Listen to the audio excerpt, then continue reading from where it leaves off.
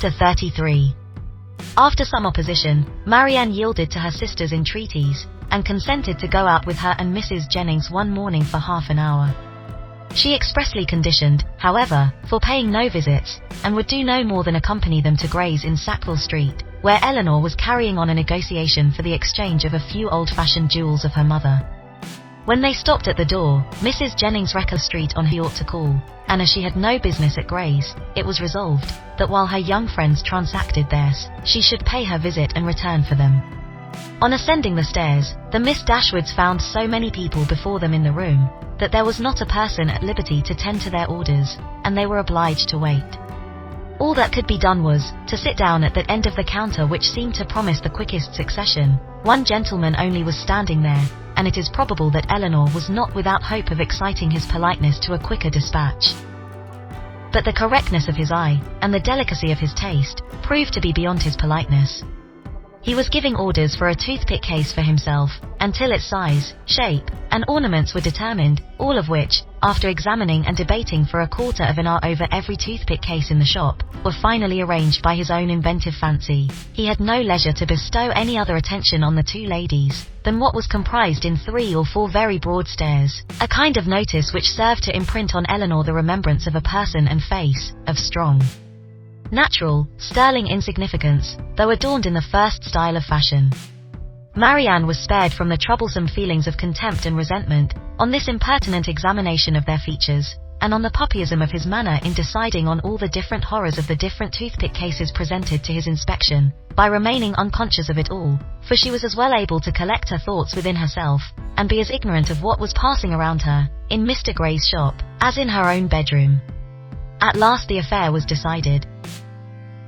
The ivory, the gold, and the pearls, all received their appointment, and the gentleman, having named the last day on which his existence could be continued without the possession of the toothpick case, drew on his gloves with leisurely care, and bestowing another glance on the Miss Dashwoods, that such a one as seemed rather to demand than express admiration, walked off with a happy air of real conceit and affected indifference.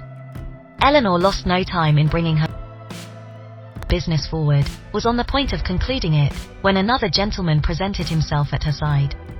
She turned her eyes towards his face, and found him with some surprise to be her brother. Their affection and pleasure in meeting was just enough to make a very creditable appearance in Mr. Gray's shop. John Dashwood was really far from being sorry to see his sisters again, it rather gave them satisfaction, and his inquiries after their mother were respectful and attentive. Eleanor found that he and Fanny had been in town 2 days.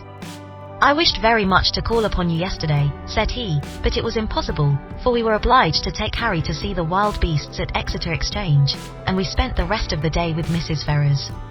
Harry was vastly pleased.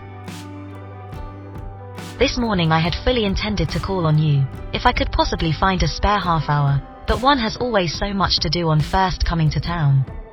I am come here to bespeak Fanny a seal. But tomorrow I think I shall certainly be able to call in Berkeley Street, and be introduced to your friend Mrs. Jennings. I understand she is a woman of very good fortune. And the Middletons too, you must introduce me to them. As my mother-in-law's relations, I shall be happy to show them every respect. They are excellent neighbours to you in the country, I understand. Excellent indeed. Their attention to our comfort, their friendliness in every particular, is more than I can express. I am extremely glad to hear it, upon my word, extremely glad indeed. But so it ought to be, they are people of large fortune, they are related to you, and every civility and accommodation that can serve to make your situation pleasant might be reasonably expected. And so you are most comfortably settled in your little cottage and want for nothing. Edward brought us a most charming account of the place, the most complete thing of its kind, he said, that ever was, and you all seemed to enjoy it beyond anything. It was a great satisfaction to us to hear it, I assure you." Eleanor did feel a little ashamed of her brother, and was not sorry to be spared the necessity of answering him, by the arrival of Mrs. Jennings's servant, who came to tell her that his mistress waited for them at the door. Mr. Dashwood attended them downstairs, was introduced to Mrs. Jennings at the door of her carriage, and repeating his hope of being able to call on them the next day, took leave. His visit was duly paid. He came with a pretence at an apology from their sister-in-law, for not coming too, but she was so much engaged with her mother, that really she had no leisure for going anywhere. Mrs. Jennings, however, assured him directly that she should not stand upon ceremony, for they were all cousins, or something like it, and she should certainly wait on Mrs. John Dashwood very soon, and bring her sisters to see her. His manners to them, though calm, were perfectly kind, to Mrs. Jennings, most attentively civil, and on Colonel Brandon's coming in soon after himself, he eyed him with a curiosity which seemed to say that he only wanted to know him to be rich, to be equally civil to him. After staying with them half an hour, he asked Eleanor to walk with him to Conduit Street, and introduce him to Sir John and Lady Middleton. The weather was remarkably fine, and she readily consented. As soon as they were out of the house, his inquiries began. Who is Colonel Brandon? Is he a man of fortune? Yes, he has very good property in Dorsetshire. I am glad of it. He seems a most gentlemanlike man, and I think, Eleanor, I may congratulate you on the prospect of a very respectable establishment in life. Me, brother? What do you mean? He likes you. I observed him narrowly, and am convinced of it. What is the amount of his fortune? I believe about 2,000 a year. 2,000 a year, and then working himself up to a pitch of enthusiastic generosity, he added, Eleanor, I wish with all my heart it were twice as much, for your sake. Indeed I believe you, replied Eleanor, but I am very sure that Colonel Brandon has not the smallest wish of marrying me. You are mistaken, Eleanor, you are very much mistaken. A very little trouble on your side secures him. Perhaps just at present he may be undecided, the smallness of your fortune may make him hang back, his friends may all advise him against it.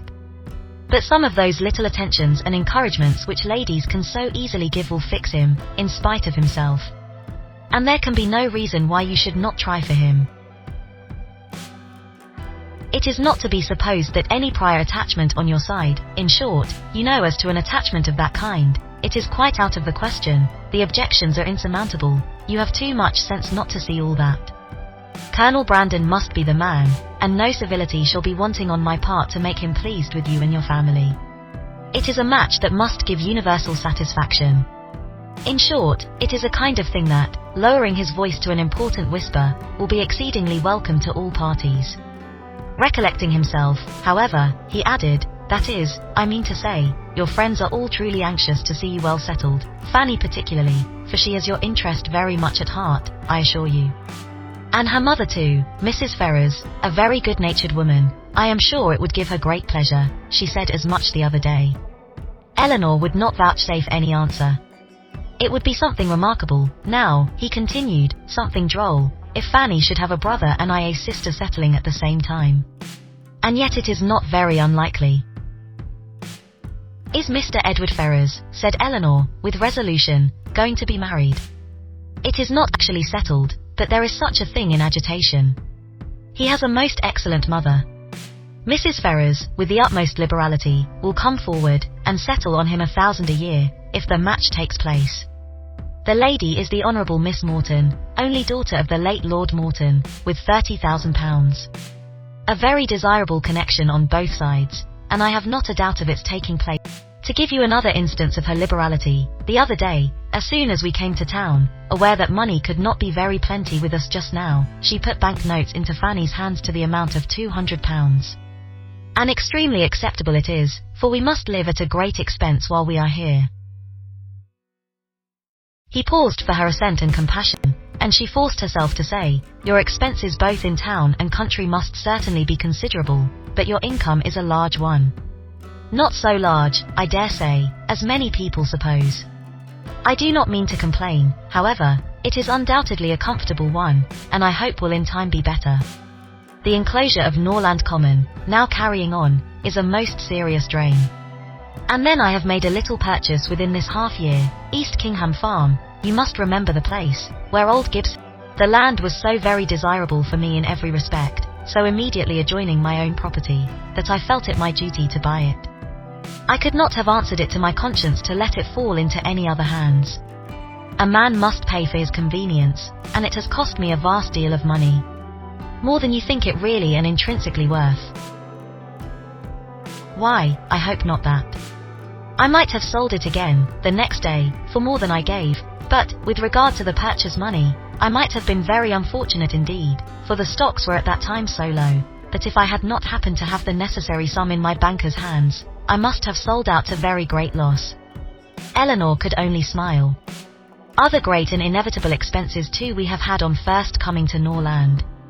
Our respected father, as you well I know, bequeathed all the Stanhill effects that remained at Norland, and very valuable they were, to your mother.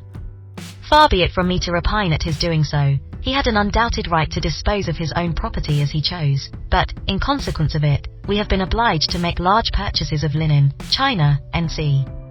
to supply the place of what was taken away.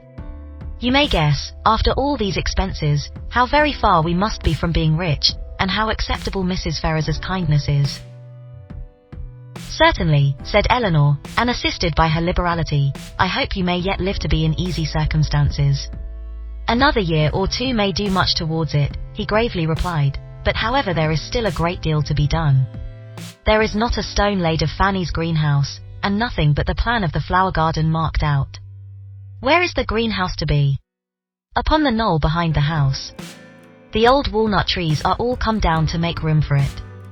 It will be a very fine object from many parts of the park, and the flower garden will slope down just before it, and be exceedingly pretty.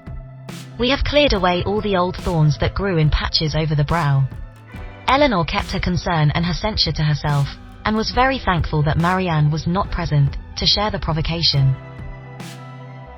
Having now said enough to make his poverty clear, and to do away the necessity of buying a pair of earrings for each of his sisters, in his next visit at Gray's his thoughts took a cheerfuller turn, and he began to congratulate Eleanor on having such a friend as Mrs. Jennings. She seems a most valuable woman indeed, her house, her style of living, all bespeak an exceeding good income, and it is an acquaintance that has not only been of great use to you hitherto, but in the end may prove materially advantageous. Her inviting you to town is certainly a vast thing in your favour, and indeed, it speaks altogether so great a regard for you, that in all probability when she dies you will not be forgotten. She must have a great deal to leave. Nothing at all, I should rather suppose, for she has only her jointure, which will descend to her children. But it is not to be imagined that she lives up to her income. Few people of common prudence will do that, and whatever she saves, she will be able to dispose of. And do you not think it more likely that she should leave it to her daughters, than to us? Her daughters are both exceedingly well married, and therefore I cannot perceive the necessity of her remembering them farther. Whereas, in my opinion, by her taking so much notice of you, and treating you in this kind of way, she has given you a sort of claim on her future consideration, which a conscientious woman would not disregard. Nothing can be kinder than her behaviour, and she can hardly do all this, without being aware of the expectation it raises. But she raises none in those most concerned. Indeed, brother, your anxiety for our welfare and prosperity carries you too far. Why, to be sure, said he, seeming to recollect himself, people have very little in their power. But, my dear Eleanor, what is the matter with Marianne? She looks very unwell, has lost her colour, and is grown quite thin. Is she ill? She is not well, she has had a nervous complaint on her for several weeks. I am sorry for that. At her time of life, anything of an illness destroys the bloom forever. Hers has been a very short one. She was as handsome a girl last September, as I ever saw, and as likely to attract the man. There was something in her style of beauty, to please them particularly. I remember Fanny used to say that she would marry sooner and better than you did, not but what she is exceedingly fond of you, but so it happened to strike her. She will be mistaken, however. I question whether Marianne now will marry a man worth more than 500 or 600 a year, at the utmost, and I am very much deceived if you do not do better. Dorsetshire. I know very little of Dorsetshire, but, my dear Eleanor, I shall be exceedingly glad to know more of it, and I think I can answer for your having Fanny and myself among the earliest and best pleased of your visitors. Eleanor tried very seriously to convince him that there was no likelihood of her marrying Colonel Brandon, but it was an expectation of too much pleasure to himself to be relinquished, and he was really resolved on seeking an intimacy with that gentleman, and promoting the marriage by every possible attention. He had just compunction enough for having done nothing for his sisters himself, to be exceedingly anxious that everybody else should do a great deal, and an offer from Colonel Brandon, or a legacy from Mrs. Jennings, was the easiest means of atoning for his own neglect. They were lucky enough to find Lady Middleton at home, and Sir John came in before their visit ended. Abundance of civilities passed on all sides. Sir John was ready to like anybody, and though Mr. Dashwood did not seem to know much about horses, he soon set him down as a very good-natured fellow, while Lady Middleton saw enough of fashion in his appearance to think his acquaintance worth having, and Mr. Dashwood went away delighted with both. "I shall have a charming account to carry to Fanny," said he, as he walked back with his sister. "Lady Middleton is really a most elegant woman. Such a woman as I am sure Fanny will be glad to know. And Mrs. Jennings too, an exceedingly well-behaved woman, though not so elegant as her daughter. Your sister need not have any scruple even of visiting her, which, to say the truth, has been a little the case, and very naturally, for we only knew that Mrs. Jennings was the widow of a man who had got all his money in a low way, and Fanny and Mrs. Ferrars were both strongly prepossessed, that neither she nor her daughters were such kind of women as Fanny would like to associate with. But now I can carry her a most satisfactory account of both.